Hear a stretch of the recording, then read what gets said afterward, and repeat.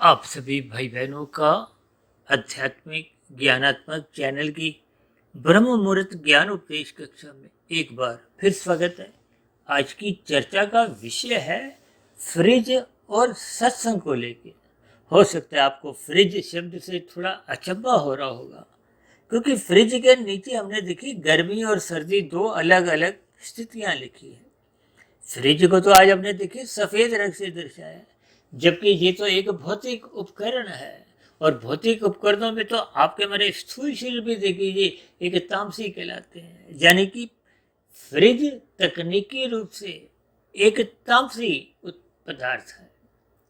देखिए पदार्थ तो सारे ही तामसी हैं, लेकिन फिर भी आज की वीडियो में हमने फ्रिज से कुछ बातें गर्मी सर्दी की लेते हुए, हालांकि गर्मी को तो हमने देखिए तमोगुण से दर्शाया है, सर्दी को एक सत्वगुण से दर्शाया है, क्योंकि गर्मी का अभिप्राय देखिए ताप से लिया जाता है। और आजकल तो आप देख ही रहे हो, गर्मियों में भी गर्मी कितनी अधिक बढ़ती जा रही है, तापमान बढ़ता जा रहा है, जिसको अक्सर साधारण शब्दों में लोग ग्लोबल वार्मिंग के नाम से अधिक चर्चा करते हैं।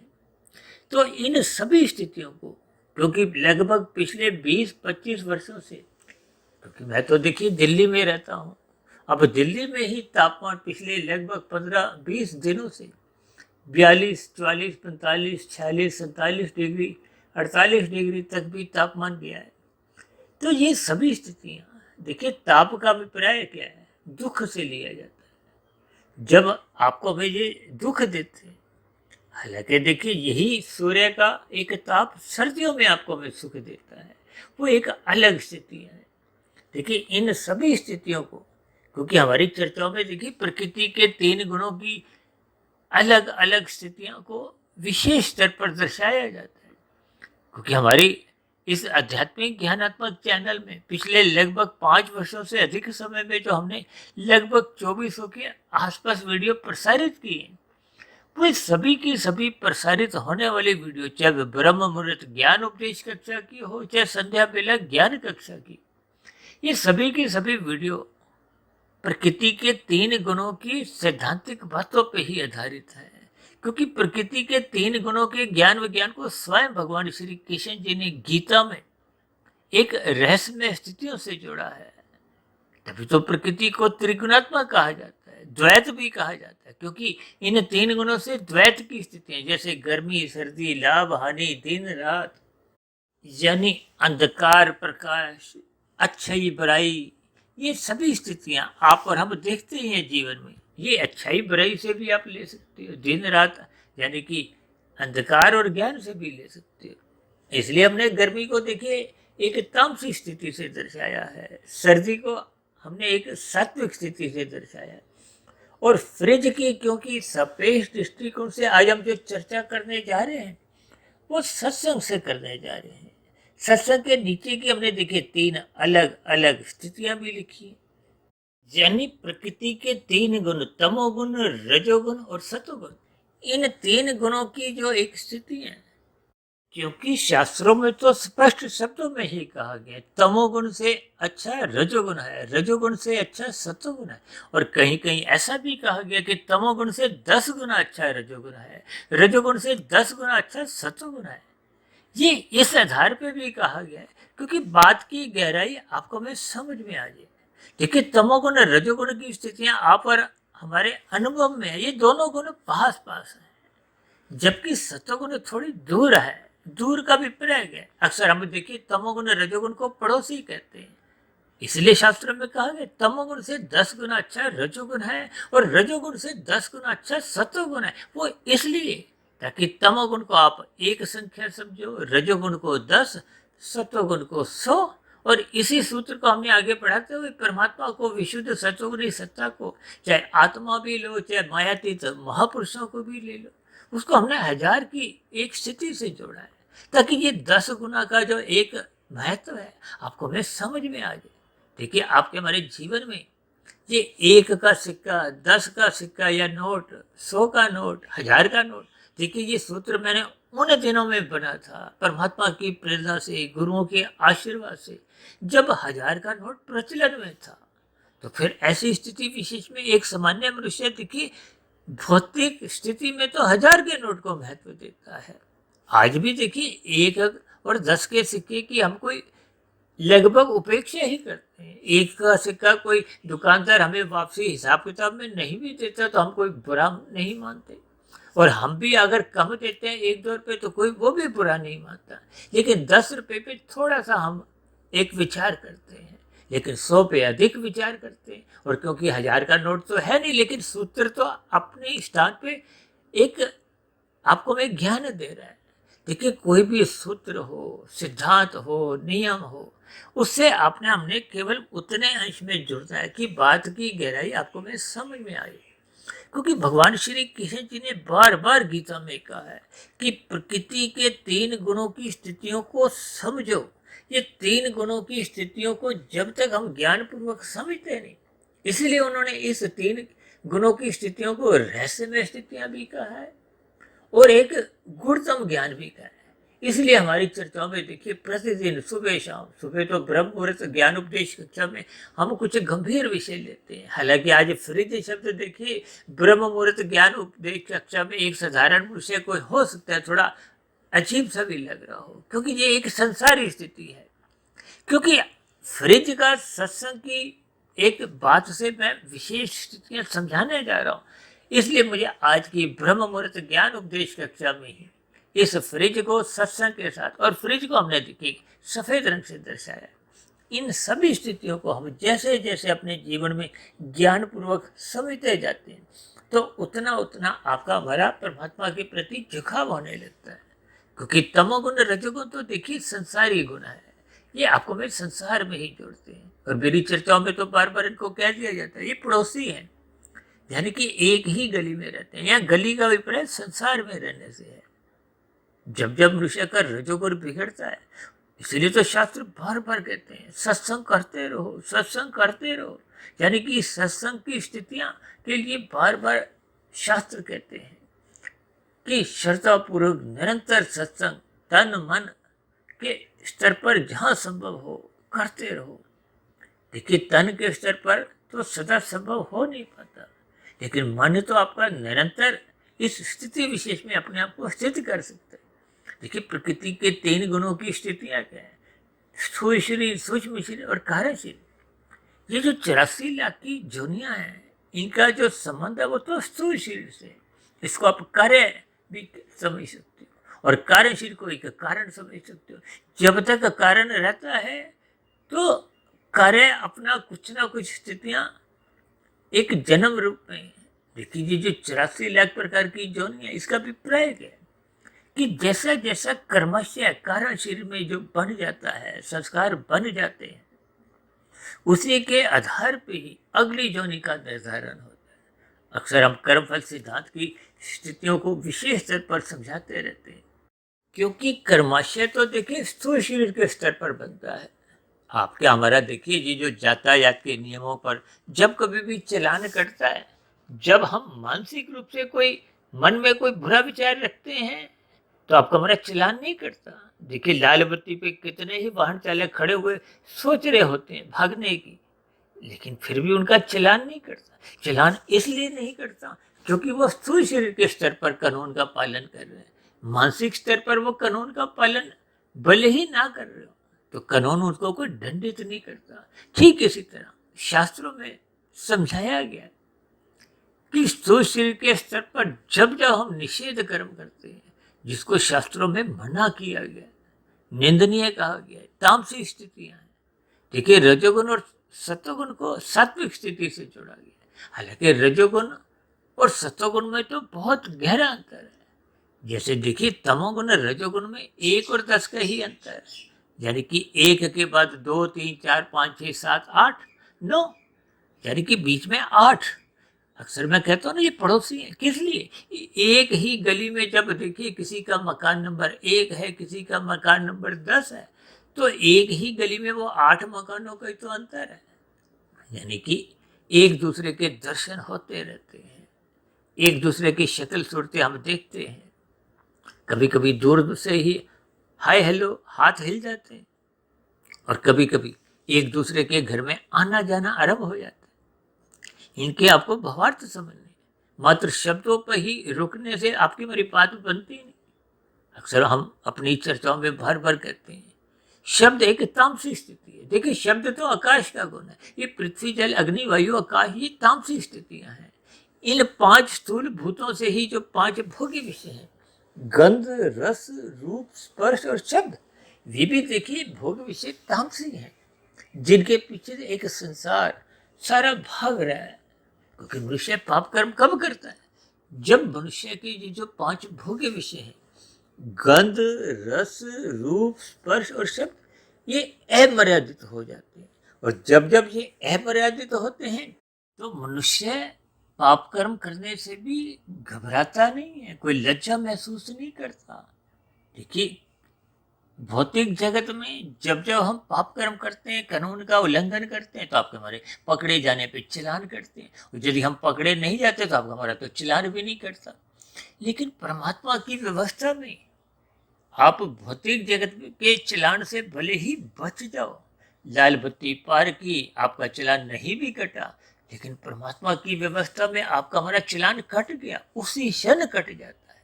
भले ही आपको मिलते मिलते 1 महीना लगे, 1 साल, 10 साल, अगला जन्म में भी मिल सकता है। देखिए, ये एक बहुत ही एक दार्शनिक स्थिति है।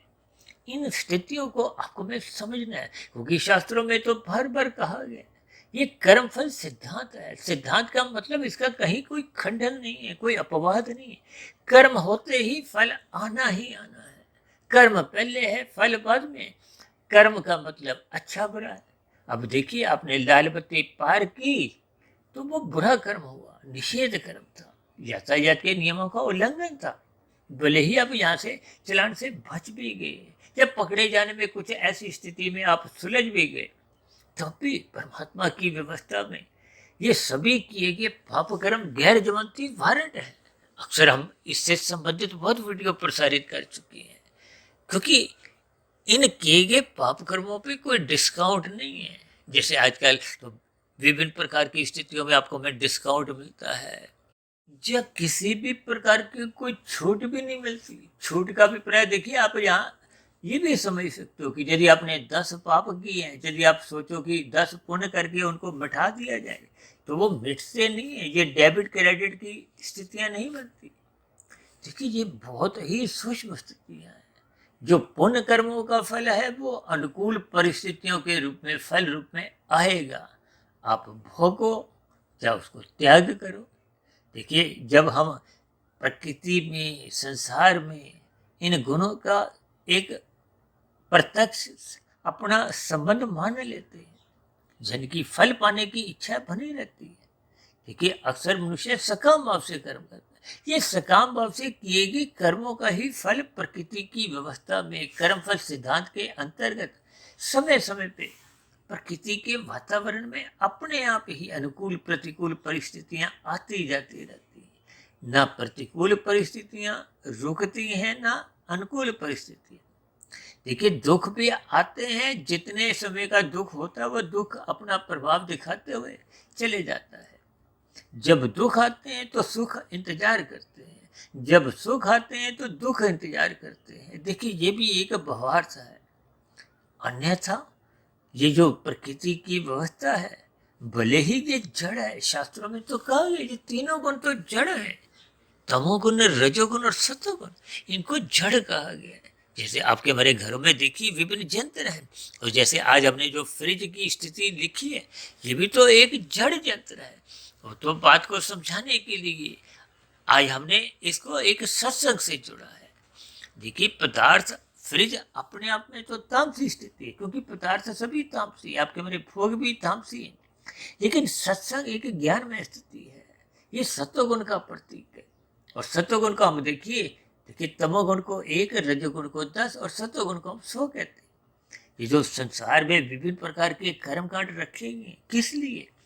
ये राशि मनुष्यों को सत्वगुण में पहुंचाते हैं। एक बार हमने वीडियो बनाई थी ना, कर्मकांड एक फ्लाईओवर। जैसे हम फ्लाईओवर में देखिए जल्दी अगली स्थिति में पहुंच जाते हैं, छोटा रास्ता बन जाता है। तो ये कर्म कांड भी जब आप ज्ञान पूर्वक करते हो, तो ये आपको मैं परमात्मा के मार्ग पर, यानी कि गुरु के मार्ग पे को, शास्त्रों के ब्रह्म मुहूर्त में उठने की एक स्थितियां क्योंकि देखिए, गुरु के प्रवचनों को सुनो, शास्त्रों का स्वाध्याय करो, और इन सभी स्थितियों को जब हम ब्रह्म मुहूर्त में करते हैं, कि वो भारी गुण है। देखिए, भारी गुण, तमोगुण, रजोगुण और सतोगुण, ये एक कर्म में नित्य आते हैं। इनमें सतोगुण क्योंकि अच्छा गुण है, इसलिए तो बार बार कहा जाता है कि सतोगुण का संग करो। सतोगुण का संग करना ही एक सत्संग की स्थिति है। और ये जो हम ब्रह्म मुहूर्त समय विशेष की बार बार चर्चाएं करते हैं, क्योंकि हमारी तो देखिए वीडियो का नाम ही सुबह की जो प्रसारित होती है उसको हम ब्रह्म मुहूर्त उपदेश के नाम से ही एक संबोधित करते हैं। शाम की संध्या बेला ज्ञान कक्षा में, हालांकि संध्या बेला ज्ञान कक्षा से संबंधित ब्रेकिंग आध्यात्मिक न्यूज, प्रभु की वाणी, फकीर की जुबानी, बड़ी शिक्षा, छोटा संदेश, आजकल तो हमने प्रश्नोत्तर ज्ञान कक्षा भी आरंभ की है कि कमेंट्स बॉक्स में कुछ प्रश्नों का उत्तर तो संक्षेप में होता है, कुछ को समझाना होता है। तो उस समझाने की स्थिति विशेष में फिर हम प्रश्नोत्तर ज्ञान कक्षा में एक छोटी सी वीडियो ही प्रसारित कर देते हैं। देखिए, ये सभी स्थितियां किस लिए हैं? ताकि आपका हमारा परमात्मा से एक सहज ही समुखता बनी रहे। देखिए, जैसे हम फ्रिज गर्मी और सर्दी दोनों स्थितियों में चलाते हैं, या यूं को कि साल भर चलाते हैं, जीवन भर चलाते हैं। वो अलग बात है कि बीच बीच में कभी कोई लाइट चली जाए, इन्वर्टर ना हो, या कुछ और स्थितियों में कुछ समय विशेष के लिए बंद भी हो जाता है, खराब होने की स्थिति भी हो सकती है। लेकिन एक सामान्य परिस्थितियों में आपका हमारा फ्रिज गर्मी हो चाहे सर्दी की स्थितियां हो, दोनों ही स्थितियों में फ्रिज हम ऑन रखते हैं। अब इस स्थिति विशेष को ही ध्यान में रखते हुए आपके हमारे जीवन में अनुकूल परिस्थितियां हो चाहे प्रतिकूल परिस्थितियां हो, यानी तमोगुण की स्थिति हो चाहे रजोगुण की स्थिति हो, और ये आपको में सत्संग निरंतर करते रहना है।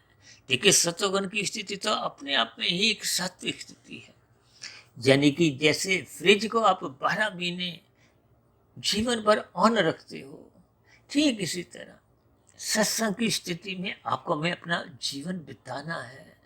ब्रह्म मुहूर्त में उठना है, गुरु के प्रवचनों को सुनना है, शास्त्रों का स्वाध्याय करना है। देखिए, शास्त्र आपके हमारे मार्गदर्शक है।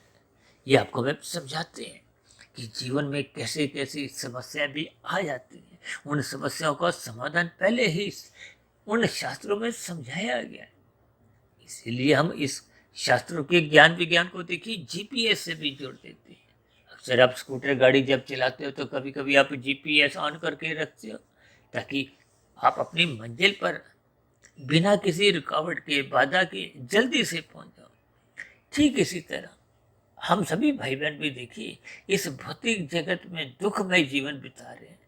जिन सुखों को हम सुख समझते हैं, जिनको हम पकड़ना चाहते हैं, वो भोगने के बाद भी हम एक सीमा के बाद स्वयं ही उनको छोड़ते हैं।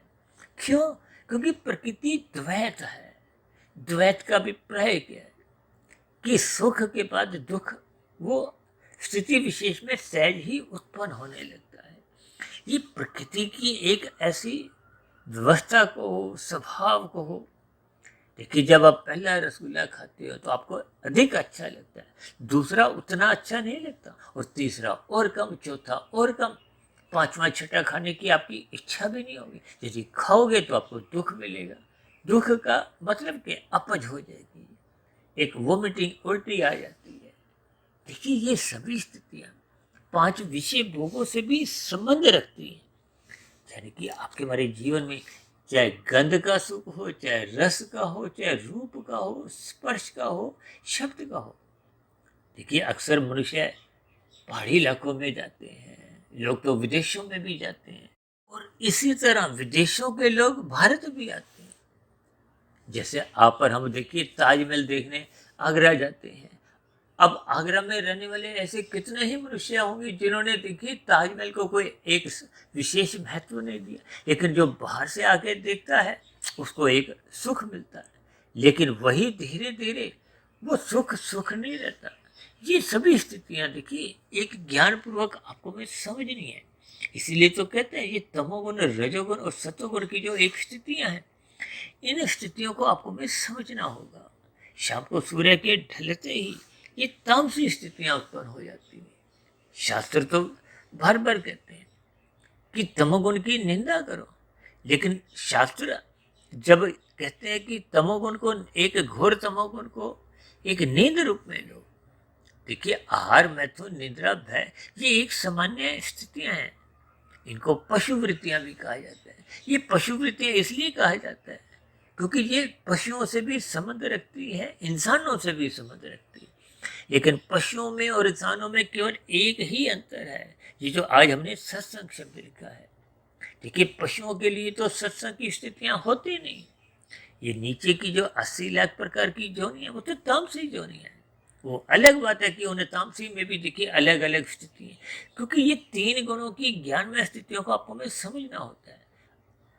यूँ तो सभी पशु देखिए तामसी हैं, लेकिन गाय की तो पूजा होती है। गाय को सात्विक कहा जाता है, वो एक गुणकारी स्थिति है। इसी तरह घोड़े को देखिए राशि कहा जाता है, उसमें क्रियाएं होती हैं। और आजकल तो देखिए, आप देखोगे ना, जितने भी एक मोटर होती है उस पर लिखा होता है ना हॉर्स पावर, इतने हॉर्स पावर की ये मोटर, यानी कि वो एक शक्ति से, एक क्रिया से आप ले सकते हो। जबकि कुत्ते को देखिए तामसी पशु कहा जाता है। देखिए, ये अलग अलग स्थितियां हैं। आप कबूतरों को पक्षियों में देखिए सात्विक कहा जाता है। इसे लोग देखोगे ना कि कबूतरों को बाजरा, मक्का अन्न देते हैं। अब चिड़िया को, तोते को राजसी कहा जाता है, कौवे को तामसी कहा जाता है। देखिए, ये एक अलग अलग स्थितियां हैं। ये तमोगुण, रजोगुण और सतोगुण, ये अपने आप में कोई वैसे निंदनीय नहीं है। ये आपके हमारे जीवन की एक आवश्यकता है। लेकिन किस गुण का कितना संग करना है, वो देखिए, जैसे जोगी भी नींद लेता है, नींद राशि मनुष्य भी लेते हैं, तामसी मनुष्य भी लेते हैं। अब एक बार हमने वीडियो बनाई थी आदर्श नींद, जिसको हमने 5 घंटे 20 मिनट से जोड़ा था। देखिए, शाम को सूर्य के ढलते ही तमोगुण की प्रधानता होती है, लेकिन आरंभिक स्तर पे वो तमोगुण रजोगुण से प्रभावित होता है, इसलिए आपकी हमारी क्रियाएं भी कुछ चल रही होती है।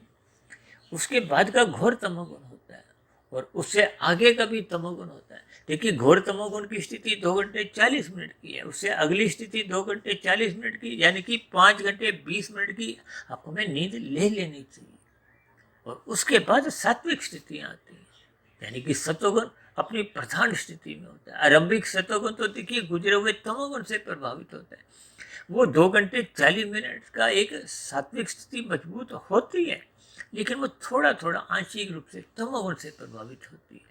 इसलिए तो कहते हैं एक गुण प्रधान होता है, दूसरा गुण गौण होता है, तीसरा गुण अति गौण होता है।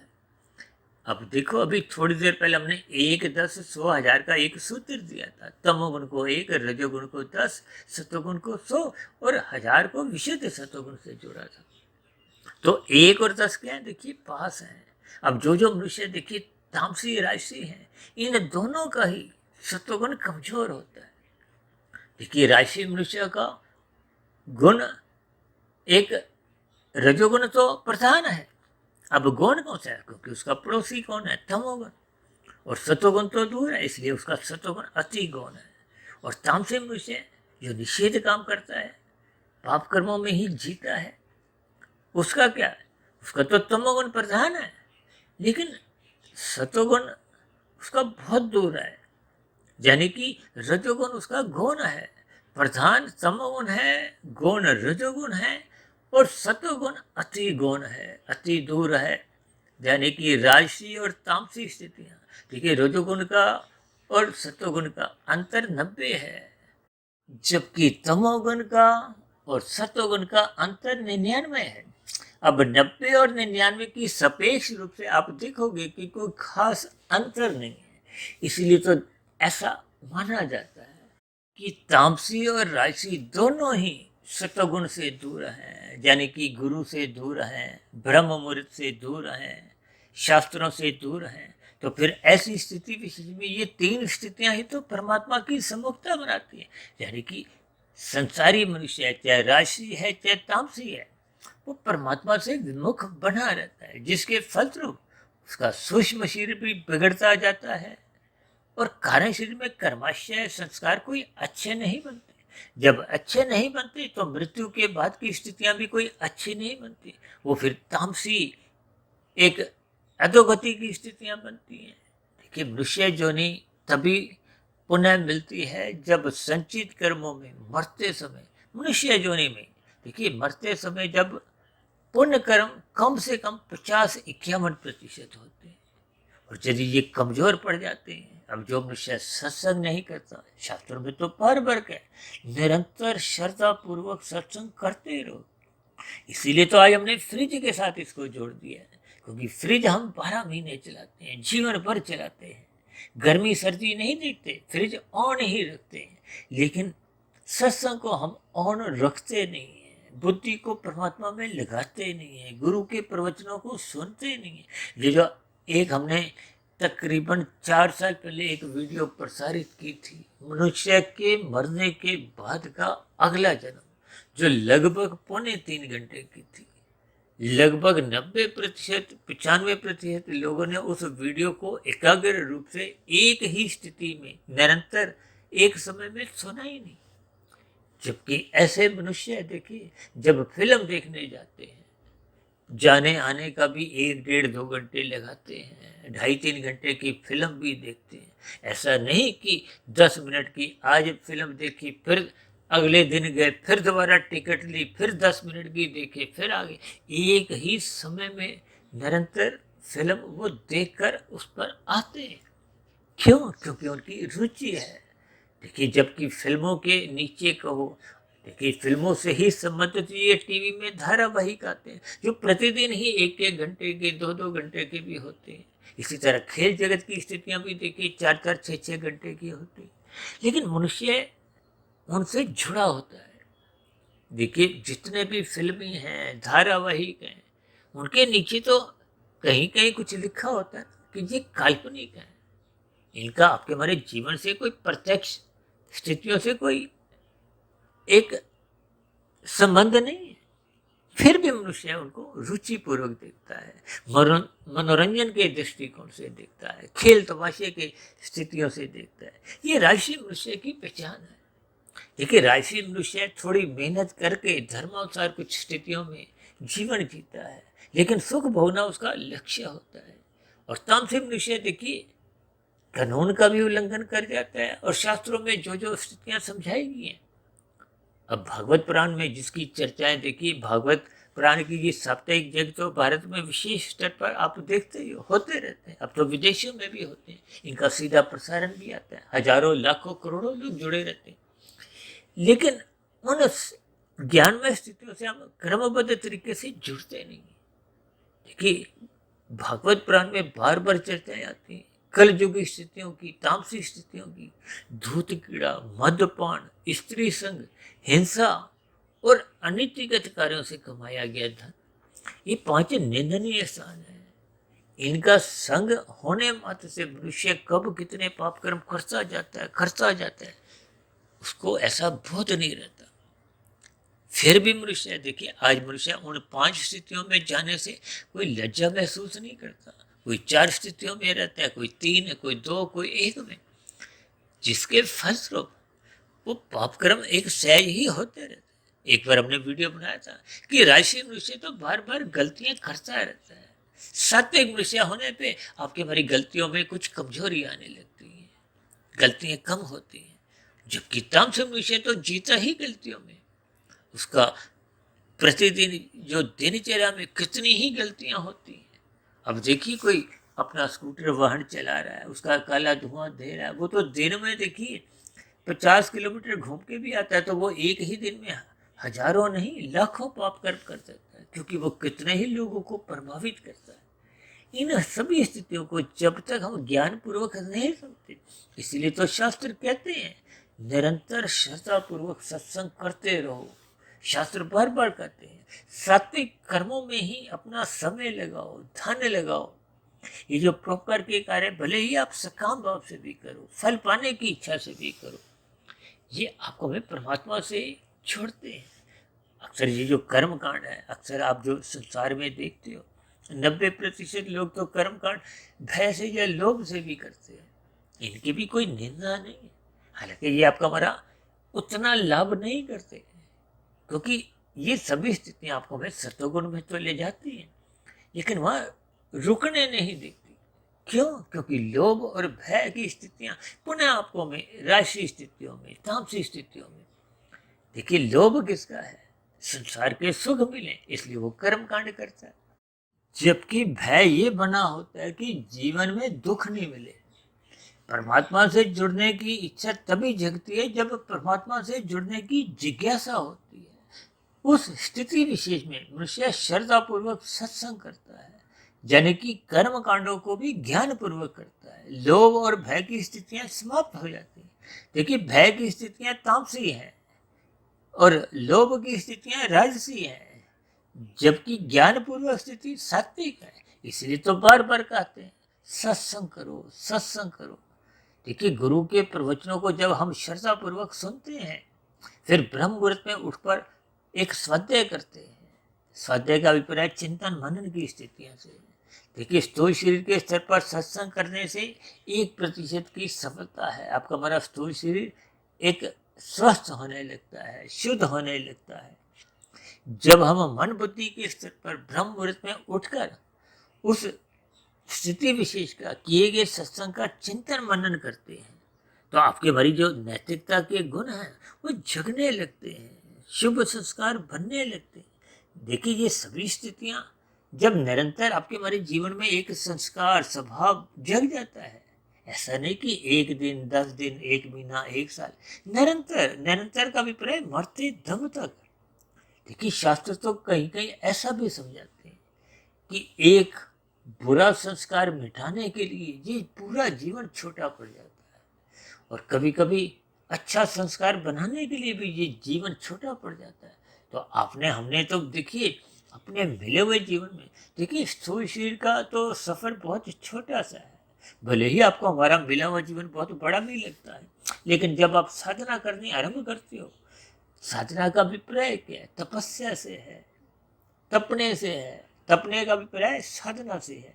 जब इस साधना को आप आगे बढ़ाते हो, देखिए आरंभिक स्तर पे तो स्थूल शरीर के स्तर पर होती है। ये जो कर्म योग, ज्ञान योग, भक्ति योग की स्थितियां हैं, देखिए कर्म योग का अभिप्राय क्या है कि जब कर्म करने की इच्छा के साथ फल की इच्छा समाप्त हो जाती है, यानी कि परोपकार के कार्य जो पहले सकाम भाव से हो रहे थे, उनमें अब निष्कामता आ जाती है, फल की इच्छा समाप्त हो जाती है। जब फल की इच्छा समाप्त हो जाती है तो कर्म के साथ जो फल शब्द था वो हट जाता है। अब फल की जगह क्या शब्द आ जाता है, जो कि गीता में कहा गया, कर्म योग। भगवान श्री कृष्ण जी ने कहा है कि इन 3 गुणों की रसमय स्थितियों में मत उलझो, आप निष्काम भाव से कर्म करो, अपने कर्तव्य कर्मों का पालन करो। इसलिए तो 4 पुरुषार्थों में धर्म को प्रथम स्थान पे रखा गया है। ये धर्म का अभिप्राय ये केवल पूजा पाठ की स्थितियों से नहीं है। धर्म का अभिप्राय लाल बत्ती पे रुकने से है, अपने कर्तव्य कर्मों को ईमानदारी से निभाने से है। क्योंकि आपका हमारा कर्तव्य निभाने का अभिप्राय क्या है कि हम दूसरों के, मनुष्यों के अधिकारों की रक्षा करते हैं, चाहे दूसरे मनुष्य हो, चाहे प्रकृति के अन्य जीव जंतु हो, कि पक्षी हो, पशु हो, कीड़े मकोड़े हो, वनस्पति हो। आज मनुष्य ऐसे कितने ही धंधे करता है, ऐसे कार्य करता है जिससे वो प्रकृति के वातावरण को दूषित करता जा रहा है।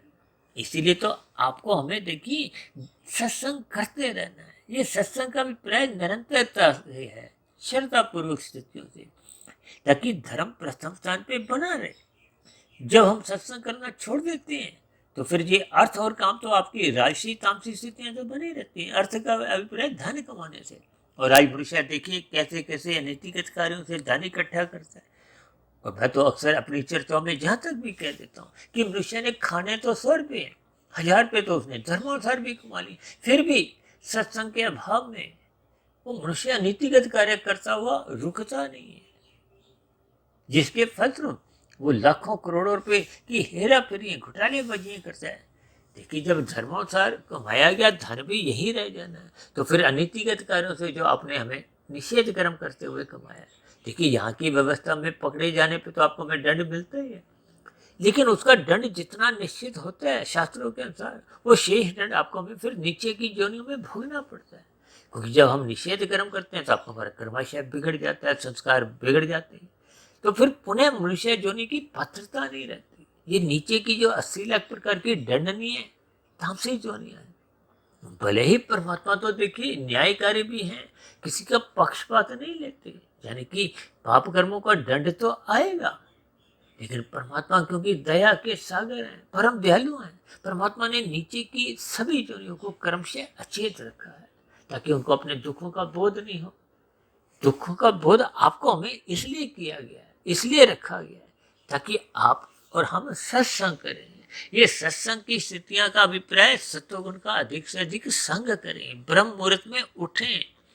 देखिए सूर्य निकलने के बाद भी सात्विक स्थिति यानी कि सत्वगुण प्रधान तो होता है, लेकिन वो आने वाले संसार से रजोगुण से प्रभावित होने लगता है। अक्सर आप देखते हो ना, सूर्य निकलने के बाद आपकी हमारी अधिक से अधिक धन कमाने के लिए, नौकरी पर जाने के लिए, दुकानदारी करने के लिए, व्यवसाय के लिए, यानी कि विभिन्न एक राशि स्थितियां लाभ से, लोभ से, संग्रह से प्रेरित होते हैं। देखिए लाभ की स्थिति की तो शास्त्र भी मना नहीं करते, वो एक सात्विक स्थिति है। लोभ एक आरंभिक राशि स्थिति है। लोभ जागृत होने से फिर वो लोभ ही धीरे धीरे तमोगुण में गिराता है, संग्रह वृत्ति जगाता है।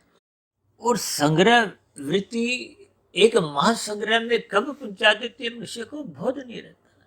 देखिए इसलिए धर्म को प्रथम स्थान पे रखो, सत्संग निरंतर करते रहो, यानी कि जीवन भर जैसे हम जीवन भर गर्मी सर्दी देखिए फ्रिज ऑन रखते हैं, उसी तरह आपको हमें सत्संग ऑन रखना है, अपने मन बुद्धि को ऑन रखना है। देखिए मन क्या है, महाइंद्रिय। भगवान श्री कृष्ण जी ने तो गीता में समझाया है कि आपकी हमारी जो 5 ज्ञानेंद्रिय हैं, 5 कर्मेंद्रिय हैं, इनका जो एक महाइंद्रिय है, संचालक है, वो तो मन है। देखिए 5 घोड़ों की स्थितियां जो अर्जुन के रथ की दर्शाई गई हैं, उसमें आपके हमारे शरीर की स्थितियां भी आ जाती हैं। ये पृथ्वी जल अग्नि वायु आकाश का मन है। 5 भोग्य विषय गंध रस रूप स्पर्श सब, क्योंकि स्थूल शरीर इन्हीं 5 भोग्य विषयों को पकड़ने के लिए, भोगने के लिए भाग दौड़ करता है और फिर धीरे धीरे आवारागर्दी करने लगे। देखिए 5 ज्ञानेंद्रियां क्या है, नाक जिभ्या आंख त्वचा कान जी गोलक है। ये 5 भोग्य विषयों का सुख भोगना चाहती है और हाथ पैर वाणी लिंग गुदा इसी के लिए कर्म करती है।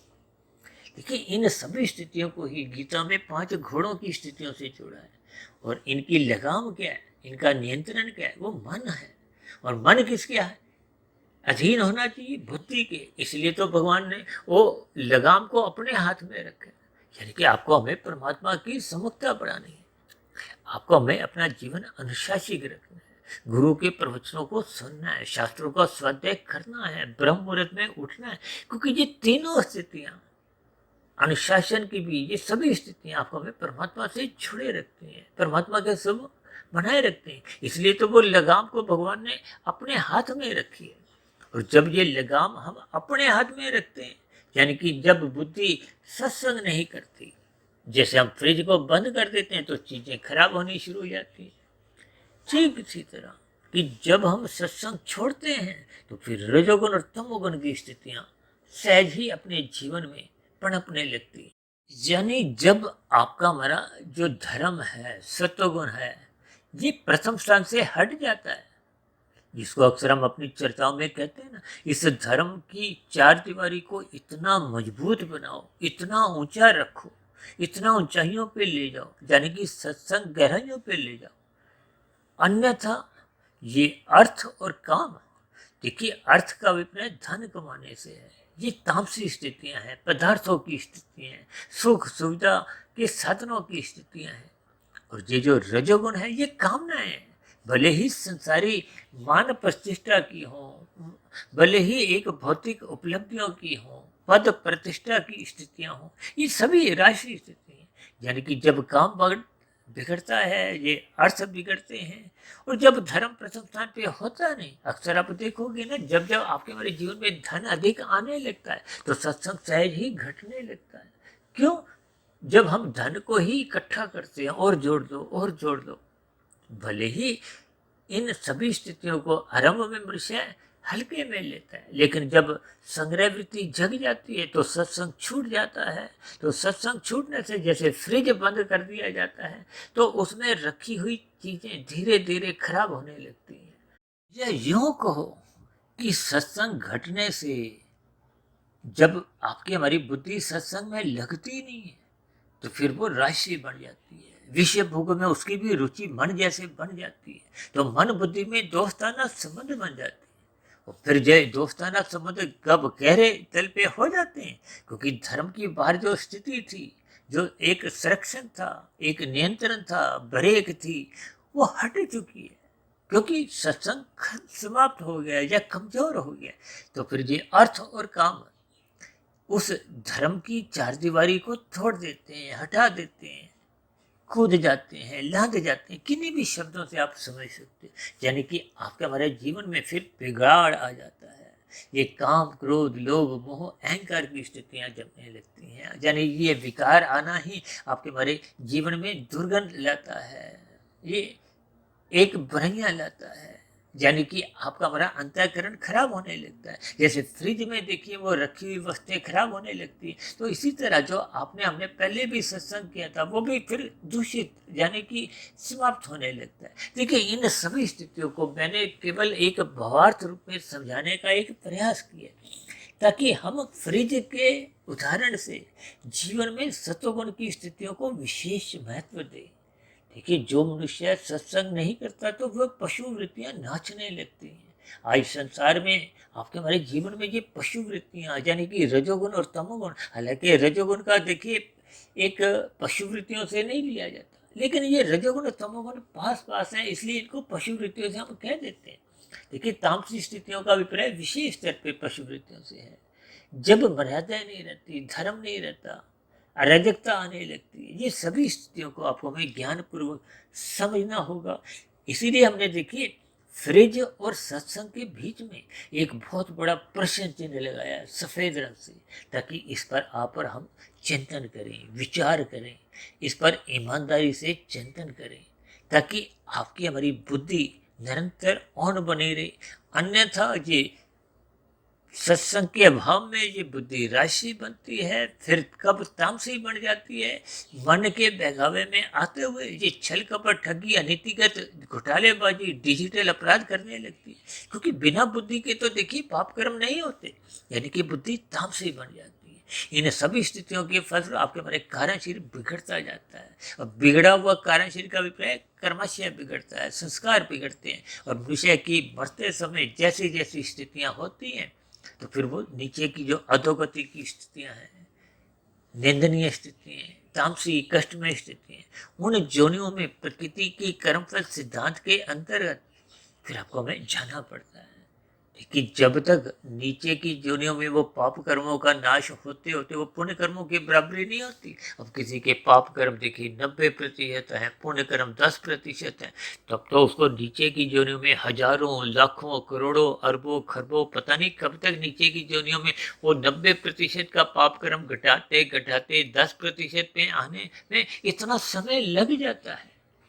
इन सभी स्थितियों पर आपको हमें आरंभ से ही चिंतन करना होगा, क्योंकि हम सभी भाई बहन मिले हुए जीवन में भले ही जो पाप कर्म हम कर चुके हैं उनको तो किसी भी स्थिति में काटा नहीं जा सकता, समाप्त नहीं किया जा सकता, लेकिन जितना भी समय आपके हमारे जीवन में अभी बचा हुआ है, यानी कि स्थूल शरीर की मृत्यु से पूर्व हम जितने सात्विक कर्म कर सकते हैं, चाहे वो सकाम भाव से हों, और धीरे धीरे जैसे जैसे सात्विकता, शुभ संस्कार बनने लगते हैं, तो फिर आपके हमारे कर्मों में भी निष्कामता आ जाती है। ये सभी स्थितियों को आपको मैं ज्ञान पूर्वक समझते हुए, यानी कि सर्वप्रथम मनुष्य को पाप कर्मों से बचना है, धीरे धीरे अपनी सात्विक स्थिति मजबूत करते हुए कर्म योग, ज्ञान योग, भक्ति योग की स्थितियों में एक मजबूती लानी है। और ये सभी स्थितियां तभी बनती हैं जब हम श्रद्धापूर्वक निरंतर सत्संग करते रहते हैं, ब्रह्म मुहूर्त में उठते रहते हैं, शास्त्रों का स्वाध्याय करते रहते हैं। ये सभी निरंतर स्थितियां जब शोध में बदल जाती हैं, तो आपके हमारे कार्य शरीर में शुभ संस्कार बनने लगते हैं। वो शुभ संस्कार पहले के जो बुरे संस्कार थे उनको क्रमशः दग्ध बीज करने लगते हैं, यानी कि कारण शरीर की स्थिति में सुधार आते आते वो आत्मा पे जो एक बरैया थी, आवरण था, वो हटने लगता है, आत्मा अपने मूल स्वरूप में लौटने लगती है। और आत्मा और परमात्मा का तो देखिए पहले से ही सजातीय संबंध था, है और रहेगा, भले ही नीचे की जोनियों में भी चले जाओ। लेकिन आपकी हमारी वो जो एक आवृत की स्थितियां हैं, अज्ञानता की स्थिति है, वो तब तक बनी रहती है जब तक हम सत्संग नहीं करते। इसलिए मेरी आप सभी भाई बहनों से विनती है, जैसे हम फ्रिज को गर्मी सर्दी सभी परिस्थितियों में ऑन रखते हैं, आपको हमें श्रद्धापूर्वक जीवन की सभी अनुकूल प्रतिकूल सभी स्थितियों में, चाहे तमोगुण बाहर चल रहा है, चाहे रजोगुण चल रहा है, चाहे सत्वगुण, इन सभी स्थितियों को ज्ञानपूर्वक श्रद्धापूर्वक सत्संग करते रहना होगा। ऐसी सभी सात्विक शुभ सार्थक स्थितियां आपके हमारे जीवन में भी बनना आरंभ हो। इन्हीं शुभकामनाओं के साथ आज की चर्चा विशेष को अब यही विश्राम देते हैं। शाम को फिर मिलते हैं संध्या बेला ज्ञान कक्षा में। तब तक आप अपने आध्यात्मिक मित्र सुधीर भाटिया फकीर को इजाजत दें। फिर भी आज की वीडियो संबंधित आपके मन में कोई प्रश्न उठ रहा हो, कोई मेरी कही गई बातें आपको तर्क संगत सही नहीं लगती हो, आधी अधूरी ही लगती हो, या मेरी कही गई बातों पे आपको कोई आपत्ति हो, शिकायत हो, तो आपके प्रश्नों का, सुझावों का और शिकायतों का नीचे दिए गए कमेंट्स बॉक्स पर सदा ही स्वागत है। इस चर्चा विशेष को ध्यानपूर्वक, धैर्यपूर्वक और गंभीरतापूर्वक सुनने के लिए आप सभी भाई बहनों का बहुत बहुत धन्यवाद।